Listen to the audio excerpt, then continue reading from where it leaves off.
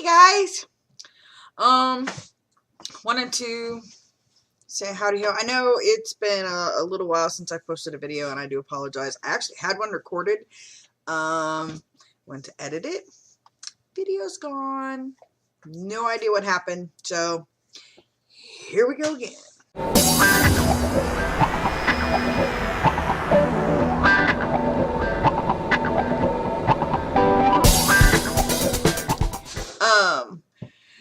As promised, I'm going to go through a few things with you guys, just stuff that I use on a continuous basis, and I have started using a new product. I'm still kind of trying to decide whether I like it or not. First of all, this stuff right here, this is the Poligrip Super Strong All Day Hold Free. It has no artificial dyes, no flavoring, no blah. This stuff is my go-to. Works great, has no funky flavor, whatever.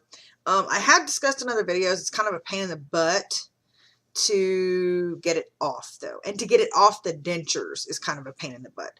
Because it's just a sticky, gooey kind of mess. However, having said that, I haven't found anything that compares as far as the hold and all that. Second thing, people have asked, people have asked about what I use as far as cleaning is concerned. Once a week. Now, I don't put cleaning tablets or whatever in my dentures every day. I only do it once a week per my denturist's recommendation. And what I do use is this. It is the Poligrip 3-minute antibacterial denture cleaner. Now, I talked to my denturist, and he said it's okay to leave them soaking this overnight. Most all of your denture cleaning tabs are going to tell you 3 minutes, 5 minutes, 10 minutes, blah, blah, blah. And the only thing he said was not to use a full tablet if I leave them overnight. So instead of using a whole tablet, I'll use half. And basically what it is, it gets the same amount of cleaning as it would with the whole tablet. But leaving, like if you're going to leave them soaking overnight, it's not as strong of a solution. And here's the thing, what kills the bacteria is it's a peroxide derivative. So that's what causes it to bubble and foam and, you know, all that fun stuff. And that's what actually cleans and helps whiten the dentures. And it's still, you still have the same effect with, you know, only using half a tablet, but you stand not to do, because over time that stuff can do damage, to your dentures. So you have a better chance of lessening that by not using the full tablet and only doing it once a week.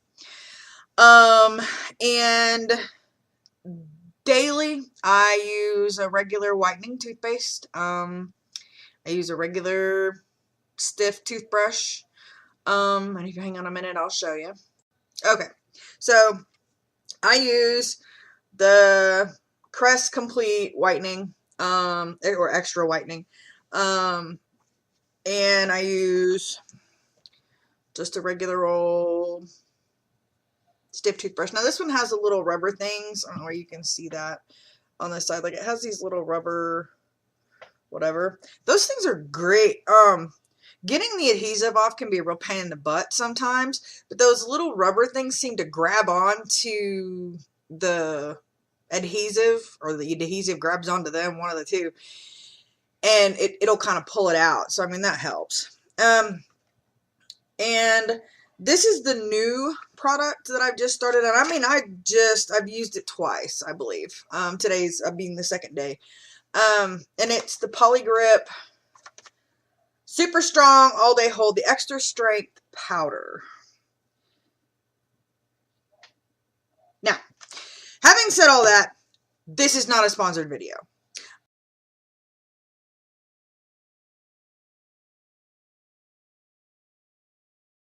Hashtag no spons.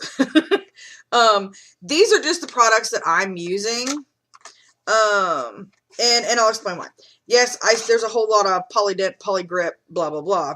And I'll explain that.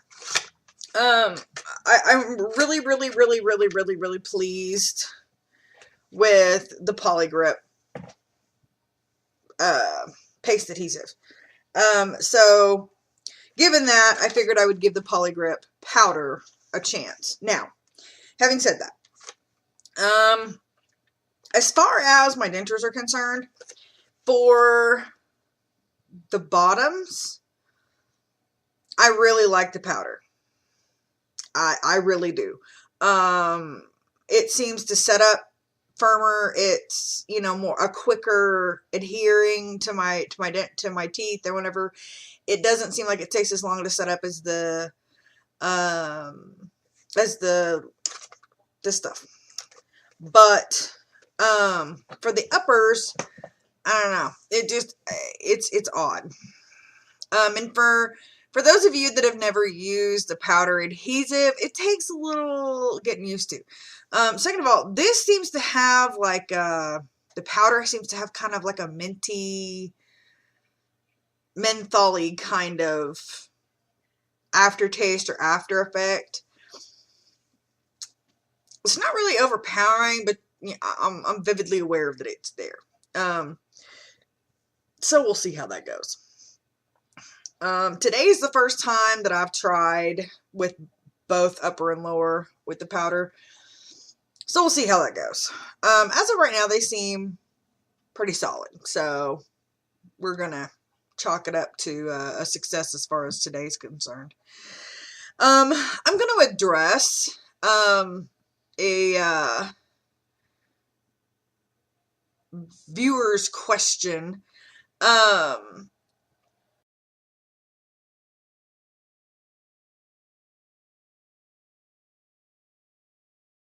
I had somebody by the name of Jay Hunt ask if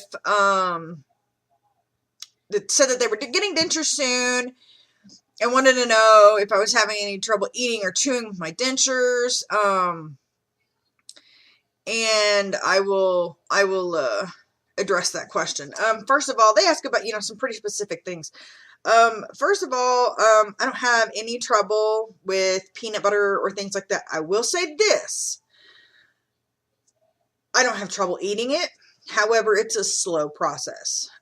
Peanut butter, bread, things like that cling to the roof, the top of my dentures. It gets stuck like up in between your cheek and your denture. Can be kind of annoying. Not impossible, but it's definitely not something that you can just chow down and because it just doesn't work that way. As far as nuts and stuff like that, I have a video where I'm actually eating, in fact, it's one of the first days that I had my dentures, peanuts, cashews, macadamia nuts, like none of that I've had any trouble with at all. Now, as far as candy bars are concerned, stuff like that, anything that has caramel or, you know, something that's a real sticky substance, it's kind of a pain in the butt. Now, candy bars specifically asks about Butterfingers. Honestly, I haven't tried one. In fact, I haven't eaten one of those in years. So, honestly, I may have to, take a trip to the store just to find out. But, and she'll ask about, I'm assuming you're a she, so if you're not, I'm sorry. I keep saying she, my bad. But they ask, about chewing gum. Okay, here's my thing with chewing gum. Yes, I can chew gum with my dentures. And it doesn't seem to matter what kind of gum it is. At some point after of chewing gum, doesn't matter what kind it is, it all becomes a consistency that becomes a little stickier than what it was initially. Now, when it gets to that point, depending on what kind of gum it is, it does kind of stick to my dentures. I've tried the what is it, dentine, I believe. It comes in the little itty bitty pieces.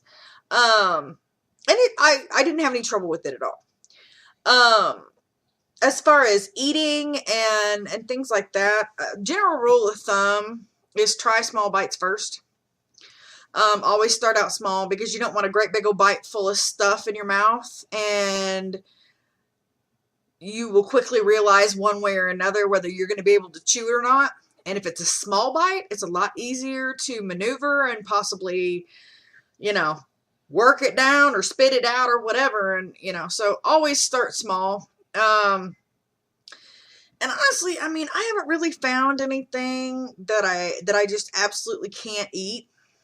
I found some things that are a little difficult, and I've said this before: rice, cornbread, quinoa.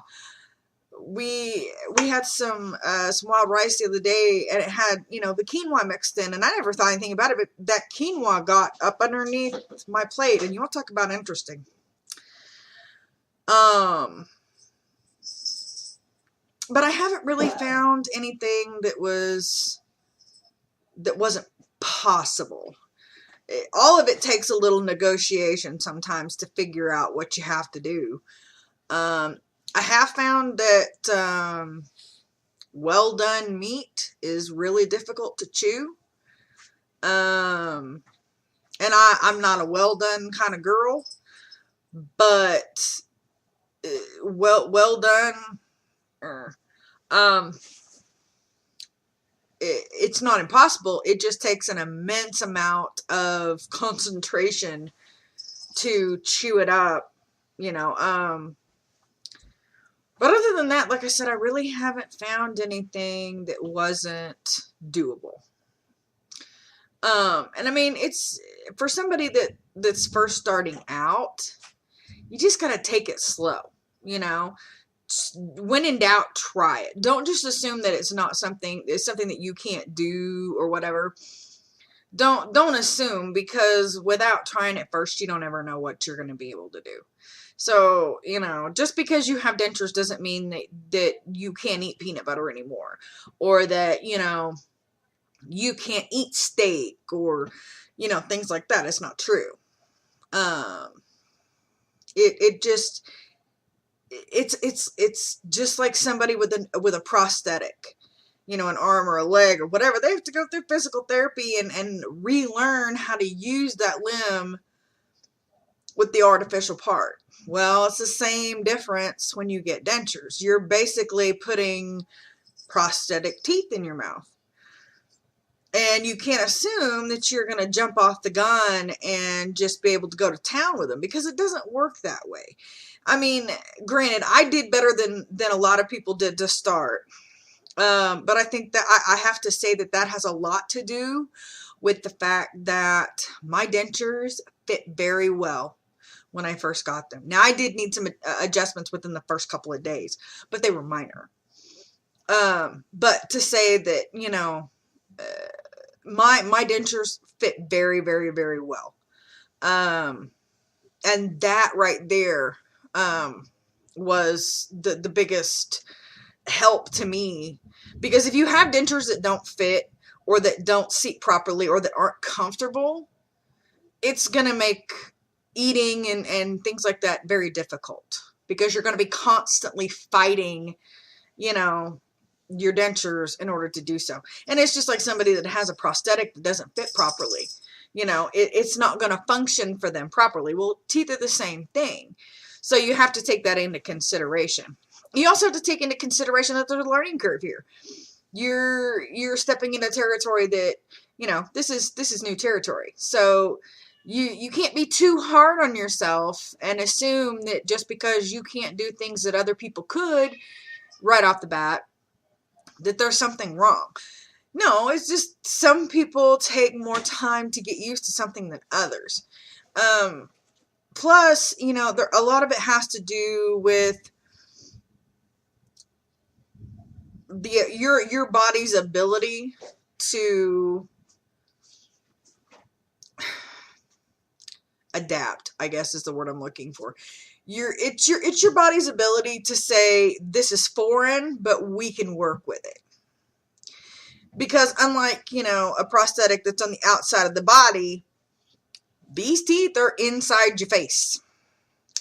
And that in itself is a hurdle that you have to kind of overcome. And some people have a lot of trouble with gag reflex, and I forget what the bones are called, but they're inside the bottom jaw. I believe it's a Taurus bone or whatever. Some people have to go back in after extractions and have those removed because they cause problems with the dentures.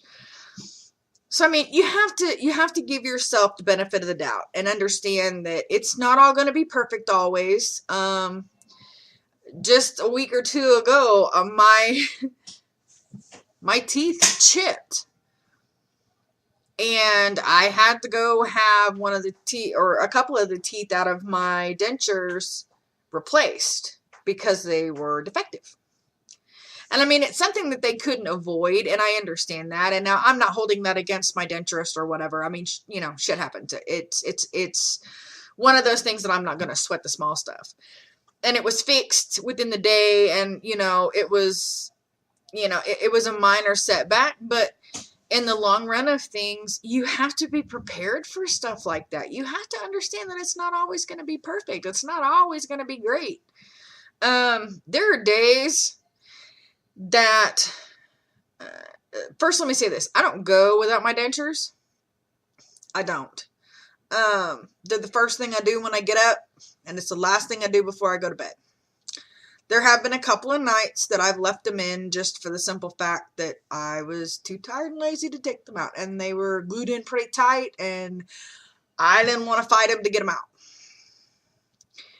out. Yesterday was one of those days, or day before yesterday, actually. I had to be at work early the next morning. I was tired. They were still glued in pretty tight. I didn't feel like spending a half an hour fighting with them, and then another 10 minutes to clean off all the junk. So I just decided, screw it, brushed them like you would normal teeth, and went to bed. And I wore them all day yesterday, and you know, took them out last night. And I will say this, that's like the second time I've done that. And yesterday when I took out my teeth, my gums were sore. So I don't know that I'm going to be one of those people that can leave them in all the time, because my upper plate was pretty sore. Now it was fine when I put them in this morning. So, but you know, it's like I said, when it comes to eating and things like that, you have to be able to try things. And I'm not saying, you know, go out to a restaurant and order crazy stuff and hope you can eat it. No. Try little things, you know. Start small and work your way up.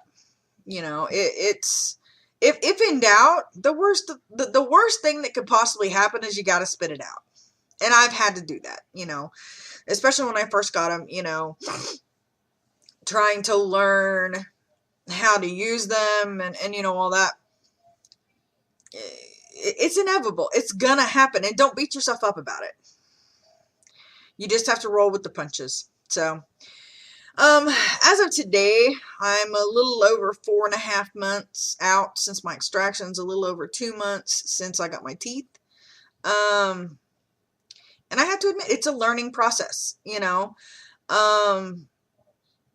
But I've said this a million times, and I'll say it again. I wished I would have done it sooner, because I'm immensely thrilled with the outcome and the visible change, but also the physical change, because the pain and the infection and just the personal, you know, disgust of, you know, the condition of my teeth is gone, you know, and that's something that I really, really wished I would have done sooner.